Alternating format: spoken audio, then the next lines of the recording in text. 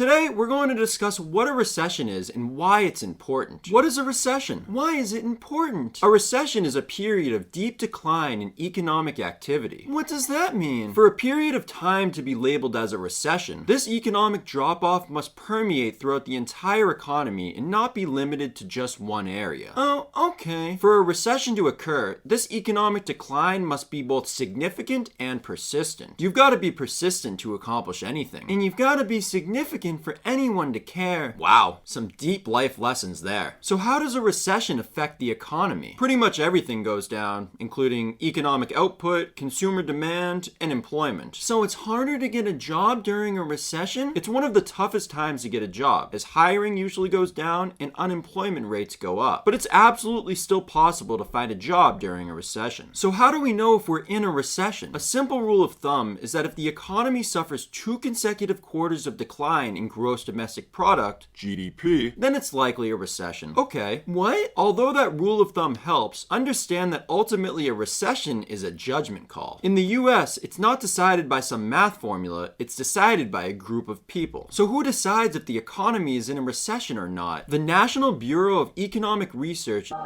is considered a leading authority that defines start and end dates for recessions in the US. So who gives that organization the authority to define whether or not we're in a recession? We do. We the people. Yeah, but what makes them credible? This group has some of the leading economists in the country who work at top academic institutions. They must be really smart. Really smart. Smarter than me.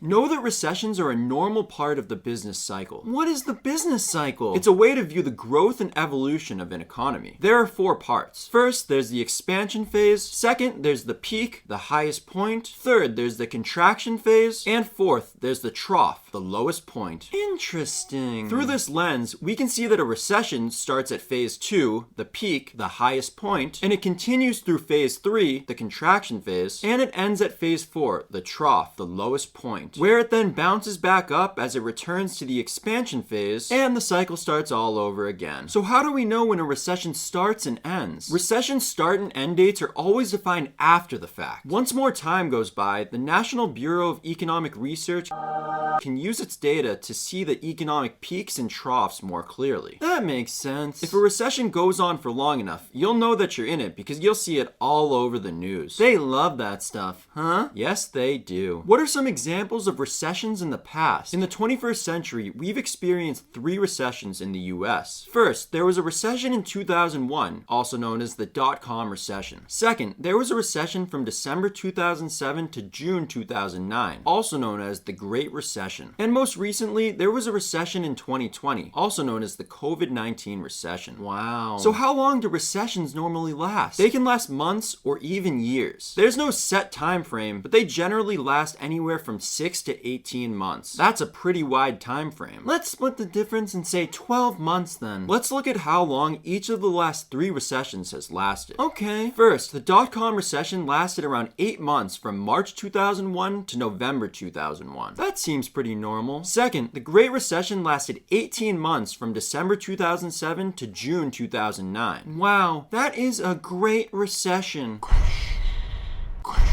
And third, the COVID-19 recession lasted only 2 months. That's a very short recession. Yes, it was. So what causes a recession? There are many possible causes, but I'll just name a couple of them. It may be a mix of these and not just one since they're interconnected in the economy. First, a surprise problem. An example of this is what happened with the pandemic in 2020. Second, excessive debt. An example of this was the housing bubble that led to the Great Recession. And third, asset bubbles. An example of this could be stocks or real estate being overpriced, and then people become very optimistic and overconfident. Then the prices correct themselves and the bubble pops, pop, plop, plop, and then people panic sell. Kind of like what happened with the Wall Street crash of 1929? Yes, exactly. Kind of like what might happen with our overinflated stock and real estate prices today? Uh-oh. So is a recession really that bad? It is what it is. There are both positives and negatives to a recession. Like what? A negative is that the unemployment rate goes up, meaning that people might lose their jobs. But a positive is that the recession shines a light on the problems in our economy caused during during the expansion phase of the business cycle. And this helps us find solutions in order to make the economy stronger in the future and lead to a new phase of expansion and growth. Yay! All in all, a recession is neither good nor bad. It just is. It's a normal part of the economic system we inhabit. It's just a part of the business cycle. There's no reason to be scared or worried. Okay, but I wasn't.